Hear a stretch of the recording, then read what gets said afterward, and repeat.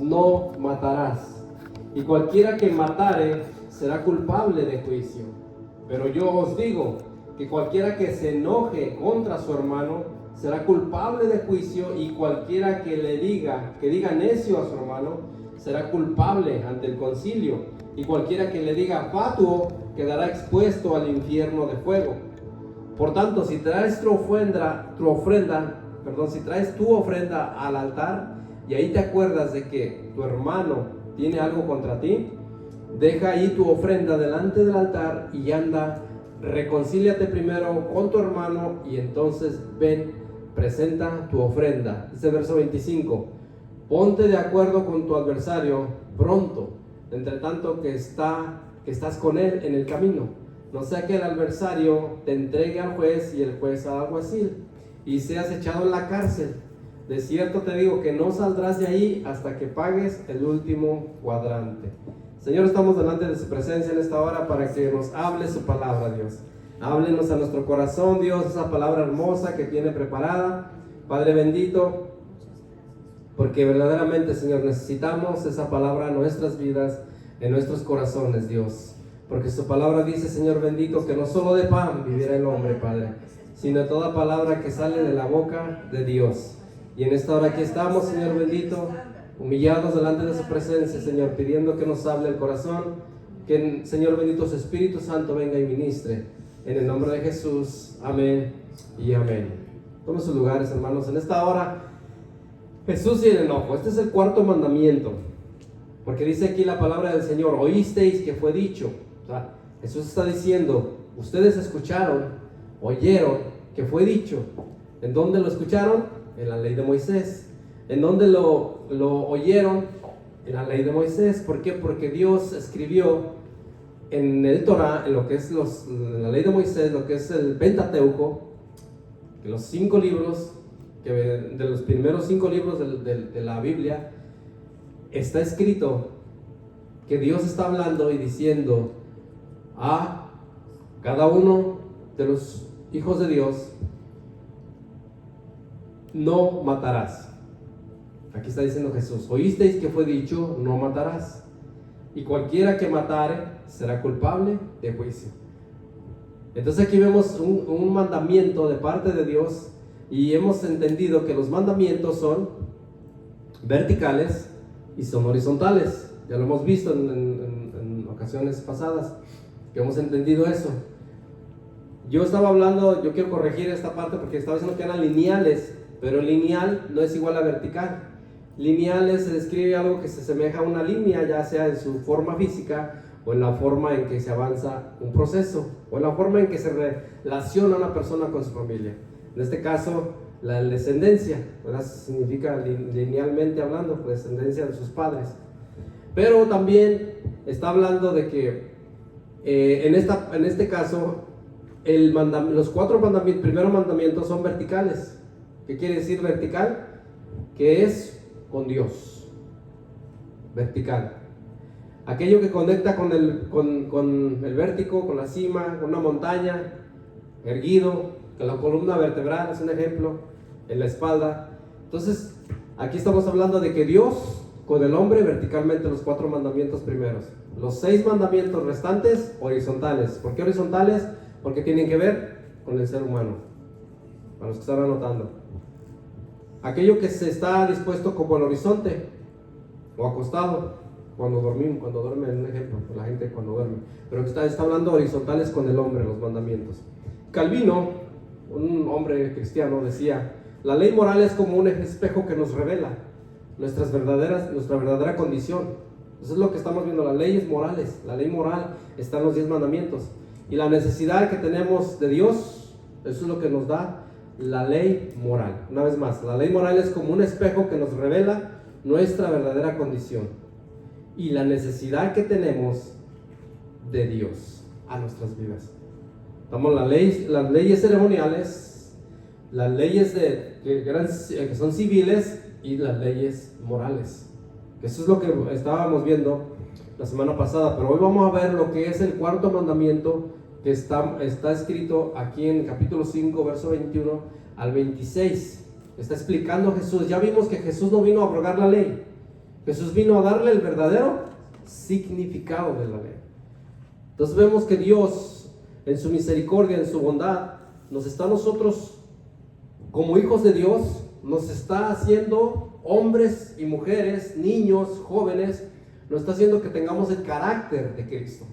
Y el carácter de Cristo tiene que ver con que nosotros veamos las Escrituras como tienen que ser bien lo que le está dando el Señor Jesucristo, el verdadero significado, la verdadera traducción. Porque Jesús dijo: yo os digo que cualquiera, pues el versículo 22, cualquiera que se enoje contra su hermano será culpable de juicio. Ahora Jesús dice: yo os digo. Él no está peleando con la gente, Él está diciendo: les voy a dar la verdadera interpretación de la Escritura. Y la verdadera interpretación de la Escritura, cuando dice no matarás, está diciendo: yo os digo que cualquiera que se enoje contra su hermano será culpable de juicio, y cualquiera que le diga necio a su hermano será culpable ante el concilio, y cualquiera que le diga fatuo quedará expuesto al infierno de fuego. Cuando usted va al original de esas palabras, son palabras fuertes en el hebreo y en el griego, como se escribió la palabra de Dios. Son palabras fuertes. Entonces está diciendo Jesús: si tú le dices esta palabra a tu hermano, está diciendo que tu hermano es un tonto, que tu hermano no sirve para nada, que tu hermana no sirve para nada, que tu vecino no sirve para nada, que tu prójimo no sirve para nada, porque tú lo estás maltratando. Y Jesús está diciendo: no hagan eso.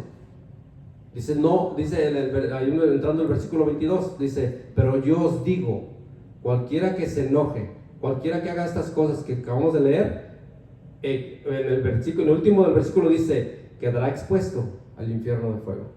O sea, está terrible lo que está hablando Jesús. Está dando la verdadera interpretación. Está diciendo: es lo que Dios hizo, es lo que Dios dijo, es lo que verdaderamente. ¿Y qué estaban haciendo los fariseos, los escribas, todos los hombres de la ley, los saduceos, los intérpretes de la ley, los hombres radicales religiosamente hablando?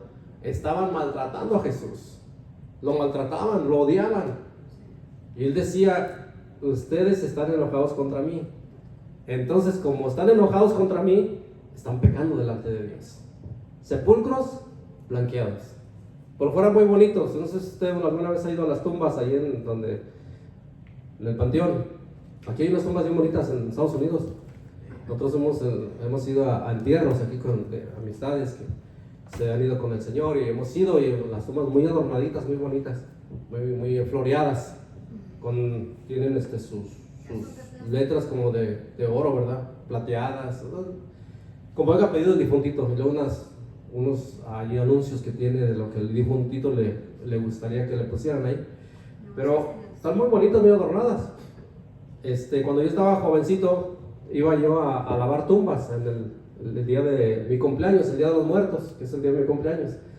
Entonces ese día yo iba a lavar tumbas y pues había tumbas muy sucias, y teníamos que darles una buena lavadita, porque había tumbas muy de mármol, muy bonitas. Entonces como había mucha hoja, mucha hierba, mucha basura, teníamos que limpiarlas, y ya nos ganábamos un dinero, y era mi regalo de cumpleaños, porque no había más en la casa, ¿verdad?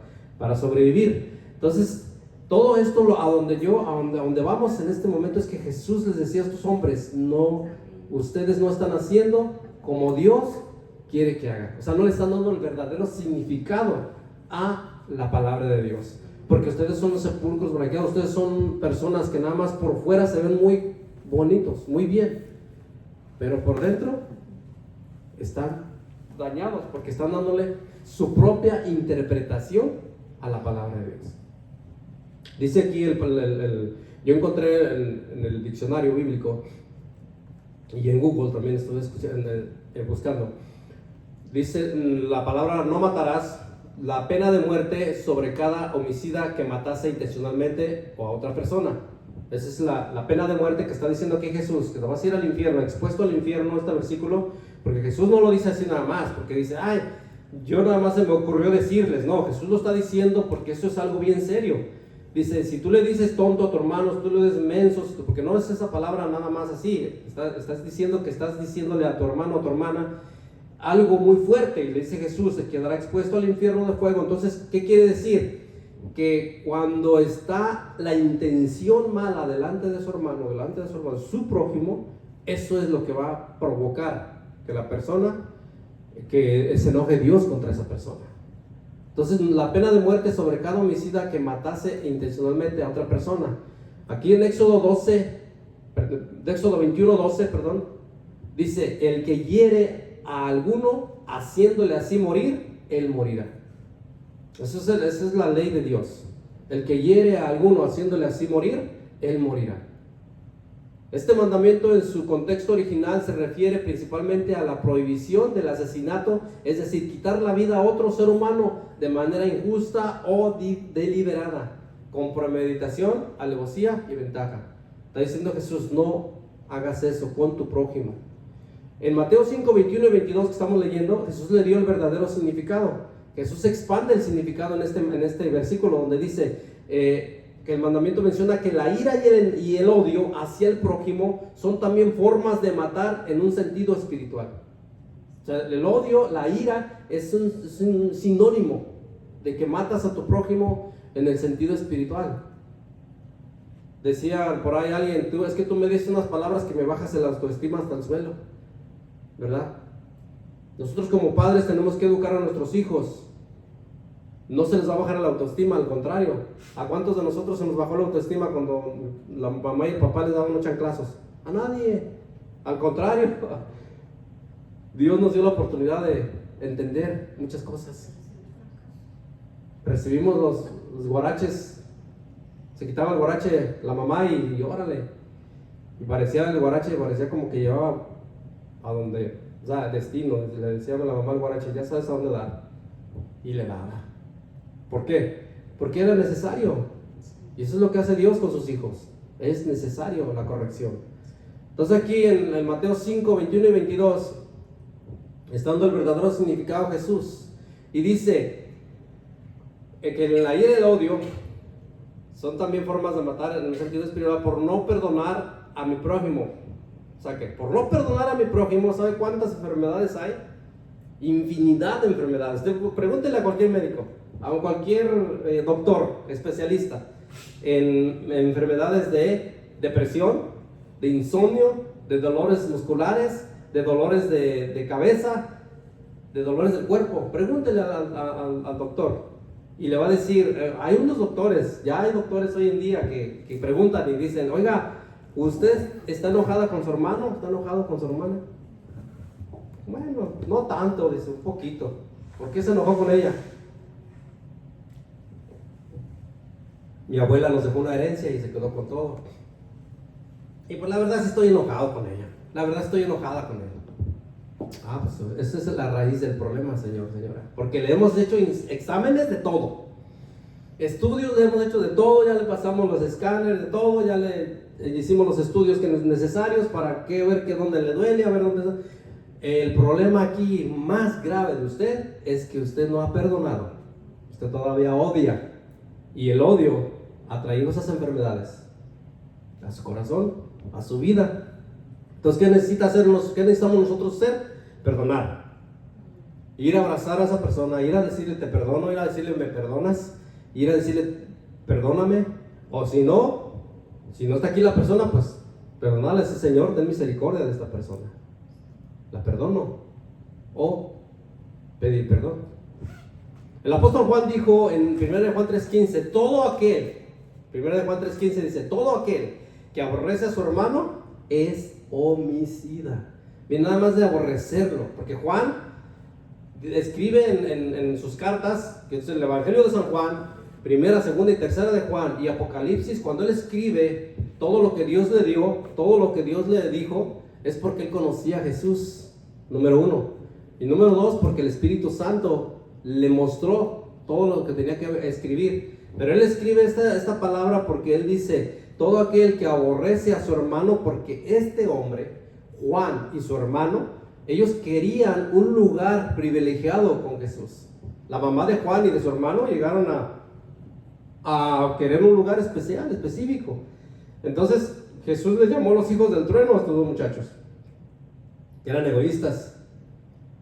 Y ellos no querían a sus otros hermanos, a los otros 11, a los otros 10. Ellos querían estar en el primer lugar. Y Juan entendió todo esto, dijo, no, es que yo vengo de allá.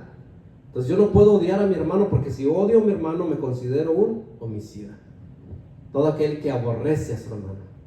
Ahora, vamos a ver las excepciones. Si bien el mandamiento prohíbe el asesinato, la Biblia reconoce situaciones en las que la violencia puede ser justificada. Esto lo encontré en una EWTN, que son noticias cristianas, como en la legítima defensa o en la defensa del bien común. Según la EWTN, como las siglas, las siglas, que son noticias, la legítima defensa, sin embargo, debe ser utilizada con moderación y solo como último recurso. ¿Qué quiere decir? O sea, vamos a poner esto como último recurso. Mire, otra vez, si bien el mandamiento prohíbe el asesinato, el mandamiento que está dando Jesús, que dice: oíste que fue dicho a los antiguos, no matarás, y cualquiera que matare será culpable de juicio. Se está diciendo, prohíbe el asesinato. La Biblia reconoce situaciones en las que la violencia puede ser justificada. ¿Cómo que puede ser justificada? Sí, porque mire, cuando Dios mandó matar a todos los cananeos, ¿sabe qué hacían los cananeos? Ofrecían a sus hijos a Moloc, ofrecían a sus hijos al fuego. El primogénito de ellos era sacrificado. Entonces Dios dijo, no pueden vivir esos pueblos porque son sanguinarios, son pueblos que hacen el mal. Es por eso que Dios mandó exterminar todos esos pueblos. Entonces, ¿está violando el mandamiento de Dios cuando dice mátalos, destruye los pueblos? No. ¿Por qué? Porque es justo, es algo justo que está haciendo Dios. ¿Justo para con quién? Para la humanidad, para el bien de cada uno de los demás. ¿Por qué? Porque cuando nosotros vemos que Dios está mandando matar a los criminales, a los salvajes, es por eso que los ateos dicen, no, ¿cómo voy a creer yo en un Dios sanguinario? En un Dios que manda a matar a todos, que acaben con todos. Porque no han entendido las Escrituras. Porque no han entendido que es un Dios de amor, pero también es un Dios justo y fuego consumidor. Dice aquí, como en la legítima defensa o en la defensa del bien común, la legítima defensa, sin embargo, debe ser utilizada con moderación y solo como último recurso. ¿No entiende la gente? Dios les dio advertencias. Nunca, jamás Dios va a llegar con alguien y acabarlo con su vida. No, porque vemos que la palabra de Dios dice que a Dios le pertenece cada una de nuestras vidas. Cada uno de nosotros le pertenecemos a Dios. Si Él permite que nos vayamos, ¿por qué es? Porque Él es su voluntad. Ahí es donde encontramos y entendemos la soberanía de Dios. Él es soberano. ¿Por qué se van los jovencitos de repente en un accidente? Dios es soberano. No podemos, muchas de las veces dicen, no, pues que él tuvo la culpa, o la mamá tuvo la culpa, el abuelo tuvo la culpa. No podemos estar culpando a todo el mundo. Es la soberanía de Dios. Pero eso sí, Dios también advierte a cada uno de nosotros. Es un tema muy delicado, pero tenemos que entender, cuando nosotros nos metemos en la presencia de Dios, entendemos muchas cosas. Dios es amor, pero también es fuego consumidor. Deuteronomios 11:1. Aconteció, en Deuteronomios capítulo 11 verso 1 dice, aconteció que el pueblo se quejó a oídas de Jehová, y lo oyó Jehová, y ardió su ira, y se encendió en ellos fuego de Jehová, y consumió uno de los extremos del campamento. ¿Está Dios molesto? ¿Por qué está molesto Dios? Porque el pueblo no dejaba de quejarse, y no solamente eso. Esto es una queja terrible. Están con odio, están con una alevosía, con una ventaja, odiando al creador del universo. Se quejó a oídas de Jehová. Quéjese. ¿Usted cree que no? O Dios dice, bueno, está bien, el problema es para ti, hijo, que te quejas, el problema es tuyo, porque tú eres el que te haces daño. No quieres ser libre, no quieres ser sanado, no quieres ser sanada. Entonces Dios está diciendo, aquí está diciendo, miren lo que dice el Deuteronomio 11:1. Aconteció que el pueblo se quejó a oídas de Jehová. ¿Y cuántas de las veces nosotros nos hemos quejado? Somos buenos para estarnos quejando, ¿verdad que sí? Tengamos mucho cuidado. Miren un ejemplo bien grande ahí, enseguida, Números, capítulo 12, verso 9. Solamente le voy a describir la historia, pero aquí habla de una mujer llamada María. Algunas Biblias la traducen como Miriam, pero María fue murmurando contra su hermano Moisés. María y Aarón murmuraron contra Moisés. ¿Y qué cree que pasó ahí? Cuando ellos estaban murmurando contra Moisés, Dios los llamó. Les dijo: vengan para acá ustedes, los tres vengan para acá. Ha estado murmurando contra mi siervo, y va a venir va a venir va a haber corrección para con ustedes. Y María, que fue la que inició todo el asunto, que inició todo el problema, fue la que cayó con lepra.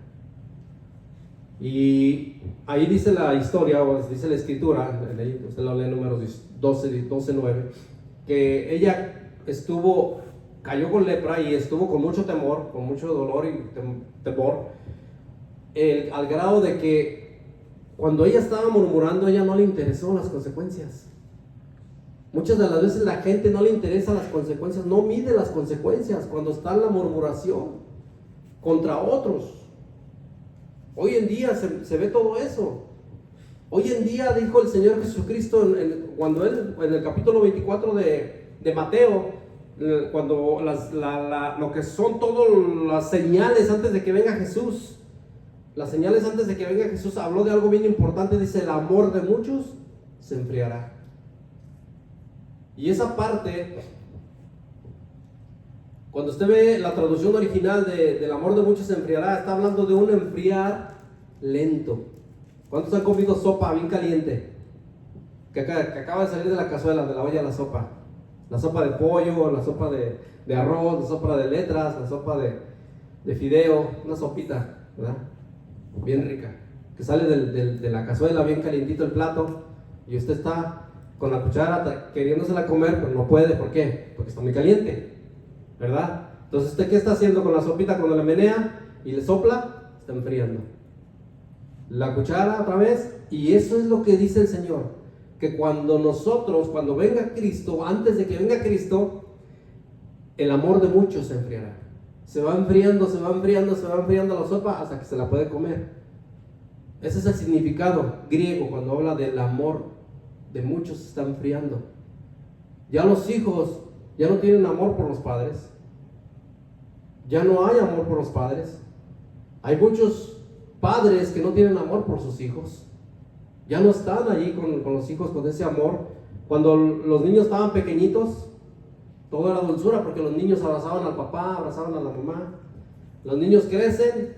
Ahora, en esta época de la actualidad, ¿cómo estamos viviendo? Con las nuevas generaciones, haciendo cada quien su vida, cada quien por su lado. Ya no hay esa unidad, ya no hay ese amor, porque la palabra de Dios nos habla y nos dice que en aquellos tiempos, sin duda alguna, estamos en los últimos tiempos. Jesucristo en cualquier momento viene, en cualquier momento aparece Jesús. ¿Por qué? Porque el Padre se enoja contra sus hijos. ¿Por qué? Porque viene la ira. Ahorita lo vamos a ir viendo, el significado de la ira, del enojo, un poquito más. Pero muchas de las veces golpea a sus hijos, el padre por enojado está, o la madre, y el hijo crece con esa amargura, con ese enojo, con ese resentimiento, y ya no hay amor cuando ellos crecen. Ya no hay amor. Ya les cuesta mucho ir a abrazarlo, ir a besarlo, ir a estar con él. ¿Por qué? Porque el padre sembró eso en su corazón, pequeñito. Miren lo que encontré yo en el diccionario bíblico. ¿Qué es el enojo? El enojo y la irritabilidad, una persona irritada, son emociones frecuentes como respuesta al estrés. Por eso la gente se enoja. La pérdida de control y de predictibilidad, o sea, descontrol completo, o la preocupación por no poder satisfacer las necesidades básicas. puede contribuir a los sentimientos de enojo, por no suplir, por no poder, porque muchas de las veces no somos buenos administradores, porque muchas de las veces gastamos de más, porque muchas de las veces no tenemos el control cuando estamos haciendo gastos, gastamos más de lo que tenemos. Vamos a la tienda y decimos, no, pues traigo 5 pesos y me cuesta $4.99, bueno, pues lo completo y ya te quedaste sin nada. Y es una cosa que a veces no lo necesitamos, o lo necesitamos pero no tenemos para poderlo comprar ahorita. Entonces podemos esperarnos para eso. Y luego viene el enojo. ¿Por qué? Porque llegas a la casa, te pide tu hijo de comer, o te pide algo, o te dice, ya no tengo zapatos, papá, ya no tengo ropa, necesito comprarme, y dices, no tengo, ¿de dónde te compro? Entonces vienen los enojos, ¿por qué? Porque no tenemos la sabiduría de Dios, no pedimos la sabiduría de Dios, ¿para qué? Para que nos dé la manera de cómo administrar lo que nos da, para que nos dé la sabiduría y el conocimiento de cómo administrar lo que entra a nuestro hogar. Entonces aquí vemos que por eso viene muchas veces la frustración. Algunas veces los sentimientos de tristeza y ansiedad se expresan como enojo. ¿Sí? ¿Qué tenemos que hacer ahí? ¿Contar hasta 10? ¿O contar hasta 100? Tal vez hasta 1000. Para no enojarnos con la situación que acaba de llegar a nuestras vidas. Porque hay muchas situaciones que llegan a la vida del ser humano. Muchas cosas que llegan a la vida del ser humano, y el ser humano muchas de las veces, en lugar de reaccionar como reaccionaría Jesús, que ahorita lo vamos a ver, ¿cómo reaccionan? De mala gana. Según la Biblia, el enojo es una emoción humana natural, pero puede ser un problema cuando no se controla o se dirige de manera correcta. El enojo es una emoción humana y natural. Eso es lo que nos heredó Adán y Eva en el pecado, cuando comieron el fruto prohibido. El Señor les dijo, no lo hagan porque van a ser abiertos sus ojos. Entonces ellos, cuando comieron ese fruto, entró el pecado en sus corazones y murieron espiritualmente, porque el Señor les dijo, de cierto morirán. Y sí murieron espiritualmente. Entonces el enojo se tiene que controlar. No puede ser un problema cuando no se controla, es un problema grande, y cuando no se dirige de manera correcta. Por ejemplo, los que se enojaron en un momento que entraron a la casa, que hay muchos casos hoy en día, las cárceles están llenas de esos casos tan terribles, que llegan a la casa del marido y encuentran a la mujer con otro, y este hombre saca la pistola, los mata a los dos, porque no se pudo controlar el enojo. O sea, la mujer provocó, el otro provocaron que los matara. No se pudo controlar. Entonces, como no se pudo controlar el enojo, eso es lo que está hablando aquí, bíblicamente hablando, dice, no hay control en el enojo y cometes locuras. Haces cosas injustas. Entonces, ¿qué es lo que sucede? Van a la cárcel y arruinaron su vida para siempre. Porque tienen que pagar por la muerte del fulano y la muerte de la esposa. Entonces allí son cosas bien tristes. Nosotros como hijos de Dios tenemos que ir a hablarle a esa gente, a esas almas que están viviendo esa vida tan terrible. La Biblia distingue entre la ira justa y la pecaminosa. ¿Cuál es la ira justa? La ira justa es una respuesta a la injusticia. La ira pecaminosa a menudo surge del orgullo, surge de la frustración y el deseo de venganza, y puede llevar a acciones dañinas. Eso es lo que estamos hablando ahorita. Esa es la ira injusta, la ira pecaminosa, perdón. La ira pecaminosa es la que hace que los hombres y las mujeres, porque hay mujeres también, que cuando ven allá yo no sé si ha visto esos videos que suben ahí en las redes sociales, que la mujer ve allá en el restaurante al hombre con la otra mujer y se agarran allí entre las mesas, hacen un tiradero de cosas. La mujer, porque no se aguantó, no se aguantó la ira y se le dejó ir a la otra mujer. Y estaba viendo yo un video en una ocasión que su esposo estaba con otra persona, y esa persona tenía el cabello largo. La señora, esposa de este hombre, llegó y lo agarró del pelo, lo arrastró y pensó que era una mujer, pero un hombre, era su amigo que estaba ahí con él. Dijo, ay, le pidió disculpas y perdón, que pensé que era otra señora, estaba con mi esposo. Eso es lo que sucede hoy en día, está sucediendo todo hoy en día. ¿Pero por qué? Porque no se controla la ira, no se controla el enojo. Ahí que hace falta, ahí hace falta Cristo. Mire lo que hizo Cristo, vamos a ver aquí algo bien hermoso que encontré. Qué hermoso Dios es Dios. Aquí hay un ejemplo bien hermoso. Vaya conmigo a Mateo capítulo 21, ahí mismo en Mateo, de ahí a 21, 12 y 13. Lo que hizo Jesús, de veras, cómo nos enseña Cristo, cómo es que yo puedo aprender a enojarme, pero también a saber controlarme, a enojarme, pero también a amar a mi prójimo, a enojarme, pero también a que yo salga algo hermoso de mi corazón, algo precioso que solamente Dios puede hacer, porque nos lo ha dicho el Señor. Tenemos nosotros dominio propio, podemos hacerlo en el nombre de Jesús. Mira aquí, ejemplo de la ira justa. Tenemos que ser templados y controlarnos como lo hizo Jesús. La ira de Dios, como se describe en la Biblia, es justa y una respuesta a la maldad y a la injusticia. Entonces aquí vemos que Jesús en 21, 12 y 13 está hablando de lo que hizo Jesús. Y entró Jesús en el templo de Dios y echó fuera a todos los que vendían y compraban en el templo, y volcó las mesas de los cambistas y las sillas de los que vendían palomas. Y les dijo, escrito está, mi casa, casa de oración será llamada, mas vosotros la habéis hecho cueva de ladrones. Mire, aquí está diciendo Jesús, estoy enojado con ustedes porque están haciendo algo ilícito. ¿Qué estaban haciendo? Estaban cambiando había muchos cambistas, había mucha gente que estaba haciendo negocio, no estaban haciendo cosas buenas, estaban haciendo negocios. Entonces estos hombres, la mayoría de ellos cambiaban la moneda. Es como si usted viene de su país, de Guatemala, de Honduras, Nicaragua, de otros lugares, de El Salvador, de Colombia, de muchos lugares donde se usa diferente moneda, de México. Llegamos aquí, entonces te va a comprar a la tienda, cualquier tienda que ve aquí en Rome, y resulta que la tienda no le acepta la moneda, entonces usted tiene que cambiarla por la moneda de aquí. Entonces va y usted le dice, no, pues quiero cambiar mis monedas por dólares. Entonces usted le dice, no, pues el dólar vale 20, entonces te voy a dar nada más. ¿Cuánto traes? No, pues traigo 40, pues nada más son $2 que te puedo dar. Muy caro, sí, así está, cambio. Entonces esos hombres, la moneda estaba a cierto precio, pero la subían de precio. Entonces Jesús, cuando ve todo esto, se enoja.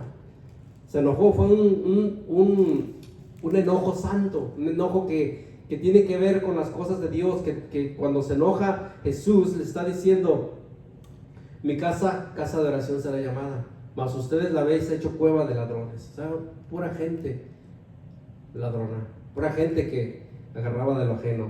Entonces viene con lo que hace Jesús en el versículo 14. Y vinieron a él en el templo ciegos y cojos, ¿y qué hizo? Los echó para afuera también. Ustedes también, váyanse por allá. ¿Qué no ven que estoy bien enojado? ¿Qué no ven que estos ya me hicieron enojar? ¿Qué no ven que ya no puedo hacer nada? O sea, que o se van o mando a los 12 discípulos a que los saquen. No, mire lo que hizo Jesús. Vinieron a él en el templo ciegos y cojos y los sanó. ¿Que estaba enojado Jesús? Sí, claro que estaba enojado, pero la divinidad de Jesús, lo que es Jesús para nuestras vidas, es algo hermoso, porque Él nos enseña a que si viene un enojo en ese momento de tu vida, en ese momento de nuestra vida crucial, que siempre pasan cosas bien terribles a nuestras vidas, en ese momento también podemos usar el dominio propio. También podemos nosotros controlarnos, porque eso nos lo dejó también Dios. O sea, que no somos nosotros, no somos Jesús. Él fue santo, Él fue Dios, Él es Dios. Pero sí nos ha dejado el dominio propio en nuestras vidas. Él ha puesto dominio propio en nuestros corazones, y que si podemos controlarnos, lo podemos controlar. Nos podemos controlar y podemos hacer cosas. Claro, no vamos a hacer la sanidad que hizo Jesús, lo vamos a hacer en el nombre de Jesús. Vamos a orar por la persona que está enferma, dañada, en el nombre de Jesús. Aquí lo que hizo Jesús fue que cuando Él se enojó, Él no perdió de vista, no se perdió. Él se enfocó en lo que estaba. No se descontroló, en pocas palabras. Que muchas de las veces nos descontrolamos nosotros como seres humanos.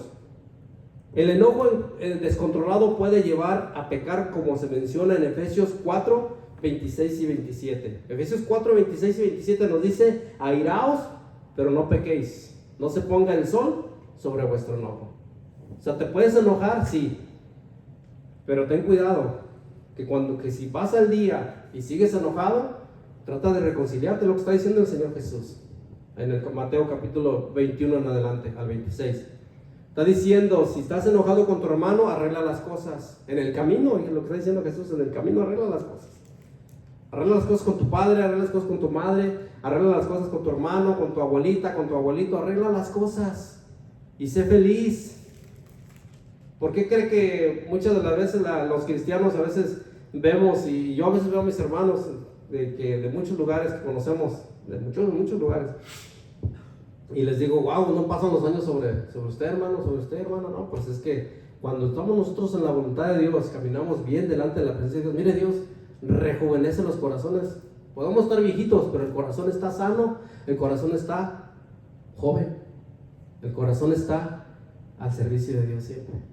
Mire lo que dice Proverbios 14, 17, los que están anotando.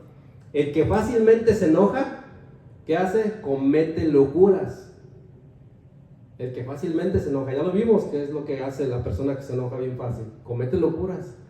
Y el que trama maldades es odiado. Ahora aquí vemos que el que se enoja, cuando usted ve a una persona que está en la carretera y está pitándole al otro que no se mueve, ha habido circunstancias en las que se han peleado en la calle la gente. ¿Por qué? Porque se encontró con la horma de su zapato, como decimos, ¿no? Se encontró con otro igual o peor que él. Y es por eso que nosotros tenemos que tener cuidado cuando viene el enojo a nuestras vidas. Vean conmigo Proverbios 14, 29. Gloria a Dios, 14, 29 de Proverbios. Que tenemos que tener: el que tarda en airarse es grande de entendimiento. O sea, tenemos que tener mucho cuidado ahí. La templanza es bien importante. Ya lo vimos en lo que es los frutos del Espíritu, ¿eh? Templanza. Eso lo vimos el año pasado.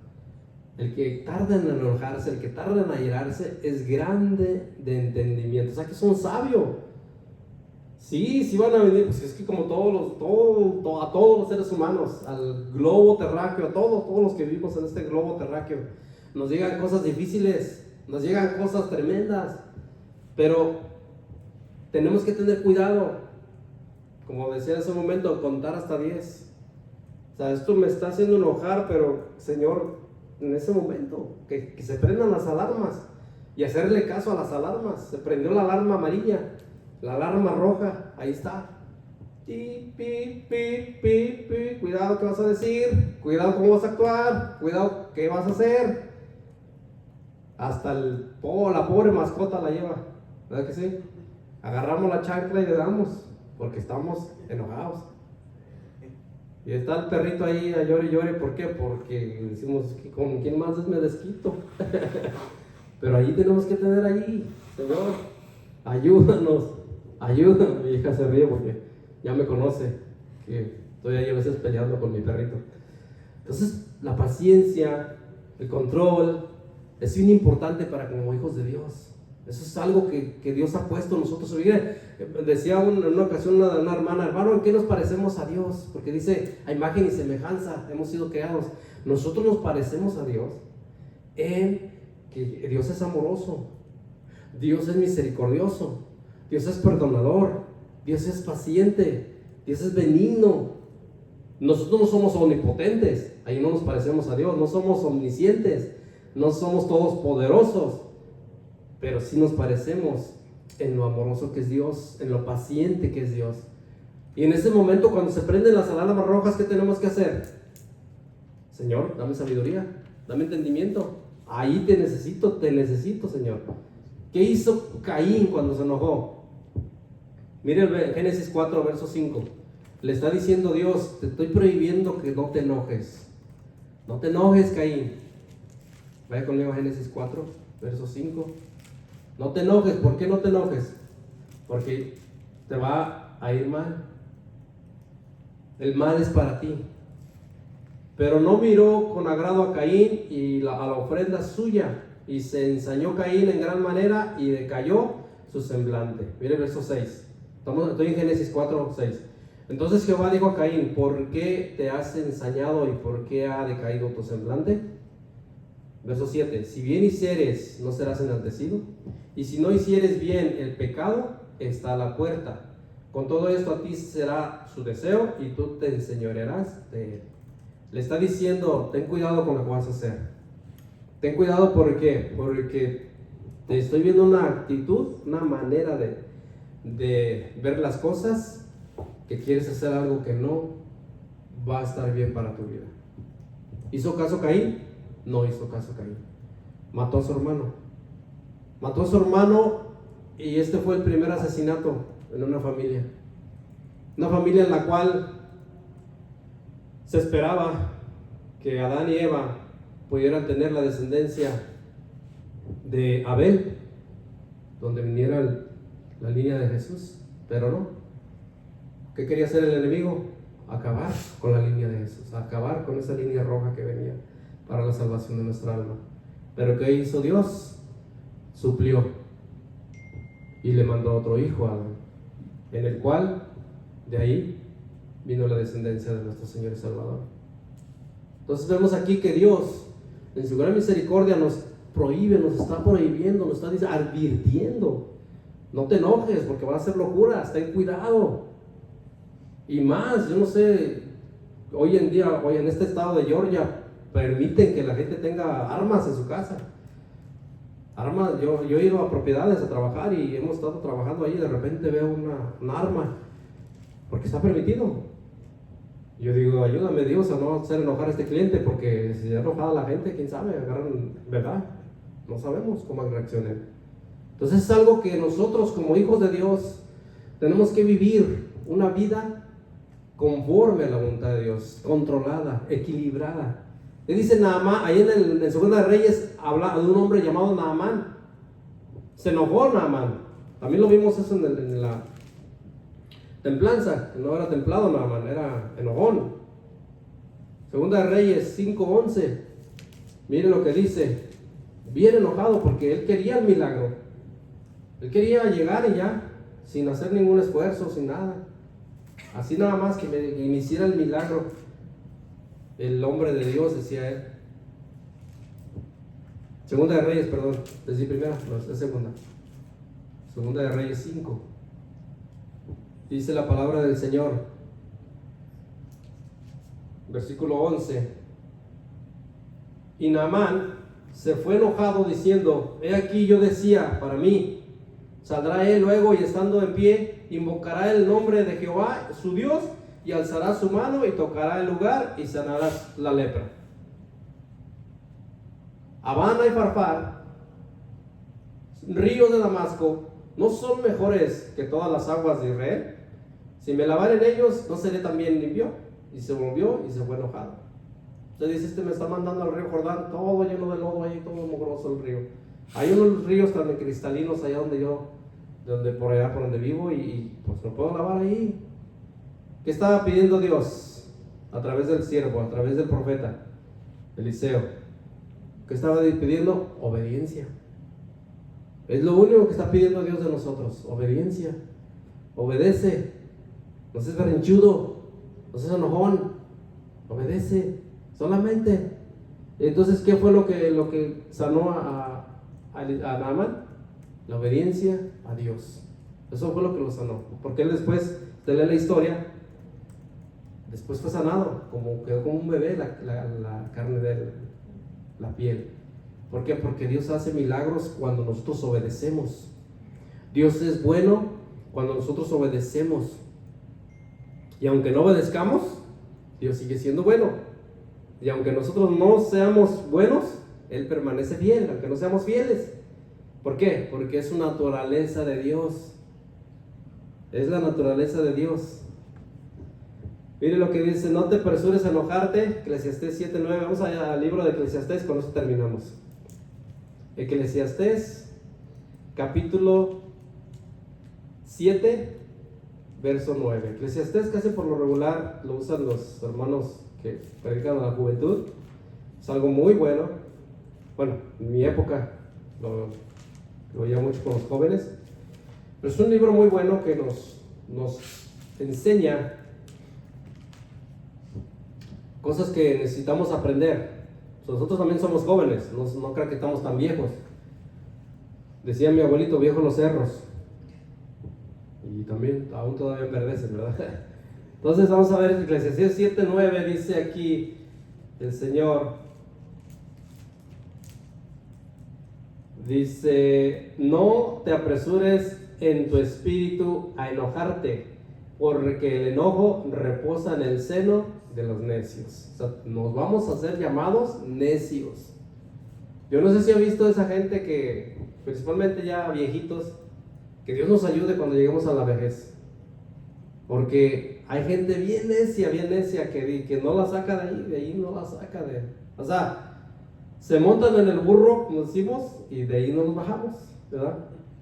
Entonces, ¿qué hace? ¿Qué es lo que está hablando el Señor? No te apresures en tu espíritu a enojarte.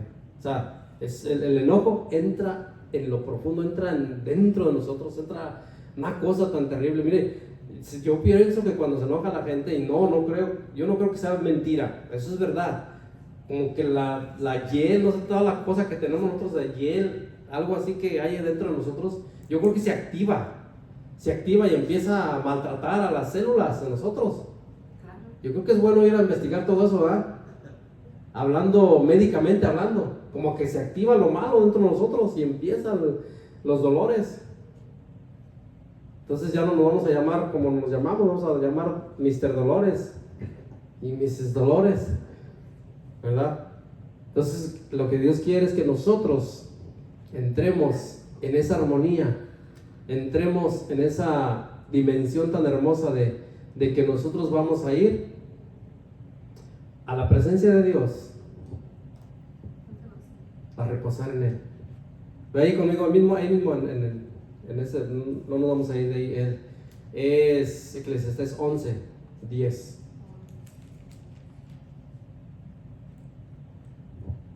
Quita pues de tu corazón el enojo y aparta de tu carne el mal, porque la adolescencia y la juventud son vanidad. Está diciendo, quita. O sea, yo no sé si tengamos que traducirlo a otro idioma, pero quitar, o sea, quítalo. Es como decir, quita esa alfombra de ahí, quita ese techo de ahí, que remodelarlo, quita esa bocina, quita el piano, quita. O sea, literalmente quitar, sácalo, deséchalo. Pablo decía, desecha el enojo, desecha la ira. Ya no tenemos tiempo para ver todas esas citas bíblicas, pero quitar, sacar. Ahora, ¿quién lo va a hacer? Nosotros. ¿Quién va a decidir el que nosotros, como hijos de Dios, vivamos una vida agradándole a Dios? Nosotros vamos a decidir quitar eso, quitar de nuestras vidas. ¿Por qué? Porque el beneficiado es usted y soy yo. Somos nosotros los beneficiados. Quita pues de tu corazón el enojo. O sea, ya hemos visto en clases pasadas, en las enseñanzas pasadas, que el corazón es todo. Sentimientos, intelecto, todo lo que es el ser humano es el corazón. Quita de ti completamente el enojo y aparta de tu carne el mal. Por eso es algo bien importante en nosotros. Termino con esto, perdón, no, ya había dicho que iba a terminar, pero denme nomás un minuto. Decía un anciano que en su pueblo llegó un joven y llegó así como a veces llegan los jóvenes irrespetuosos, y le llegó diciendo, oiga, señor, aquí todos, aquí donde vive usted, todos son enojones, todos son pleitistas, egoístas, son rateros, son gente. Y le dice, el anciano le dijo, la gente va a ser como tú quieres que sea. Si tú eres así, vas a encontrarte gente así.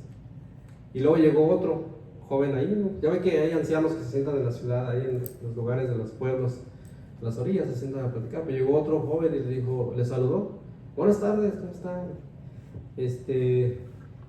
Amable, bien respetuoso el joven. Y le dice, oiga, no le iba a preguntar, aquí la gente es amable, la gente es buenas personas. Dice, le contestó lo mismo el anciano, le dijo, la gente va a ser como tú quieras que sea, y como tú te portes, así te van a tratar. ¿Cuál es la moraleja? De que nuestra actitud hacia nuestro prójimo es importante a donde quiera que vayamos. O sea, si nosotros tratamos mal a nuestro prójimo, vamos a recibir ese trato. Hay gente que va a darse, nos va a respetar, pero hay gente que no nos va a respetar. Si nosotros somos amables, somos cariñosos, somos honestos, somos amigables, la gente va a reaccionar así. ¿Por qué? Porque es nuestra actitud. Ahora, como hijos de Dios, ¿qué espera Dios que seamos? Que nosotros seamos hombres y mujeres que amemos a Dios y por lo tanto vamos a amar a nuestro prójimo. Vamos a cantar un último canto mientras oramos.